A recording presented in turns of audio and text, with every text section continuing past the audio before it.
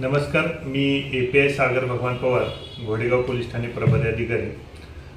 साधारण 6 जून 2025 पासून मी घोडेगाव पोलीस स्टेशनचा कार्यभार पाहतोय। घोडेगाव पोलीस स्टेशन अंतर्गत मागील भीमाशंकर बंदोबस्त झालेला, त्यानंतर गणपती बंदोबस्त, ईद मिलाद आणि सध्या नवरात्र उत्सव बंदोबस्त सुरू आहे।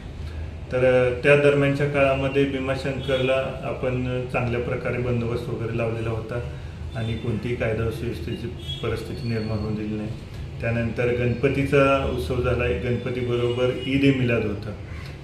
घोडेगाव पोलीस स्टेशनच्या हद्दीत आम्ही DJ मुक्त असा गणपती उत्सव आणि इतर सण साजरे केले आणि आता सध्यासुद्धा नागरिकांकडून आपल्याला नवरात्रोत्सवामध्ये देखील त्याच प्रमाणात प्रतिसाद भेटलेला आहे आणि सर्वांना आपण त्याबाबत सूचना दिलेल्या आहेत। दुसरं, हद्दीमध्ये जे काही गुन्हे घडतात त्या अनुषंगाने तात्काळ पोलीस मदत पाठवून योग्य ती कायदेशीर कारवाई केली जात आहे। कोणताही कायदा सुव्यवस्थेचा प्रश्न उद्भवून दिलेला नाही। वाहतुकीच्या संदर्भात सुद्धा आपलं जो टीम आपण नेमलेली आहे त्या वाहतुकीच्या अनुषंगानं आपण साधारण जून महिन्यापासून आज अखेर 1430 केसेस केलेले आहेत आणि साधारण 21,63,800 रुपये दंड वसूल केलेला आहे। त्यामध्ये अवैध प्रवासी वाहतूक जी काही वाहनं करतात त्यांच्यावर देखील 12 वाहनांवर आपण केसेस केलेले आहेत आणि कायदेशीर कारवाई करून आपण 1,20,000 रुपयाचा दंड वसूल केलेला आहे।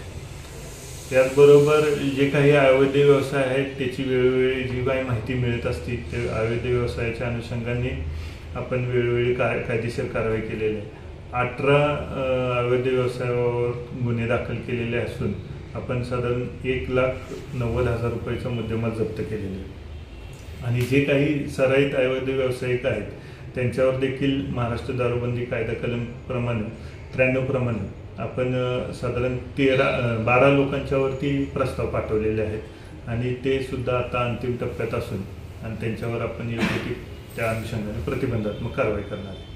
एकंदरीत आपल्या घोडेगाव पोलीस स्टेशनच्या हद्दीतील सर्व नागरिकांना आमची माझ्या माध्यमातून घोडेगाव पोलीस स्टेशनच्या माध्यमातून आव्हान आहे की आपल्या जे रहिवाशाच्या ठिकाणी जे काही गैरप्रकार घडत असतील किंवा कोणत्या आपल्या तक्रारी असतील तर ते आपण घोडेगाव पोलीस स्टेशनला संपर्क साधून तक्रारी नोंद कराव्या आणि जे काही आपल्याला गोपनीय जरी माहिती काही मिळाली तरी देखील आम्हाला संपर्क साधून माहिती द्यावी। याचबरोबर सध्या शासनाकडून ज्या काही आपल्याला नागरिकांना सुविधा देण्याच्या अनुषंगाने आपले सरकार पोर्टल असू दे, ई-ऑफिस या माध्यमातून सोयीसुविधा देण्याचे सुरू आहे आणि आपल्या तक्रारी, आपल्या काही परवानग्या असतील, मिरवणुकी संदर्भात असू द्या, ध्वनिक क्षेपकाच्या असू द्या किंवा शस्त्र परवाना असू द्या, ज्या काही आपल्या परवानग्यासाठी आपल्याला घोडेगाव पोलीस स्टेशनचा संपर्क करायचा किंवा अर्ज करायचा आहे तो आपण आपल्या सरकार पोर्टलच्या माध्यमातून आपण इथं जमा करायचा आहे आणि तो ऑनलाईन पद्धतीनेच आपल्याला जमा केल्यानंतर ऑनलाईन पद्धतीनेच त्याचा परवाना देखील मिळणार आहे। तर नागरिकांनी त्याचा चांगल्या पद्धतीनं उपभोग घ्यावा आणि त्याप्रमाणे आपण कामकाज करावं।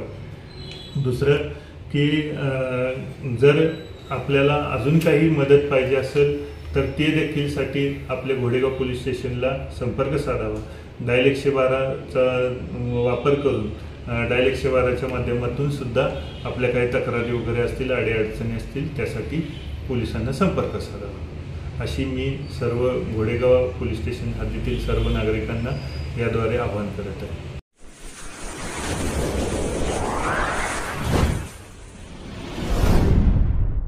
वीर महाराष्ट्र न्यूज चॅनलला लाईक आणि सबस्क्राईब करा। धन्यवाद।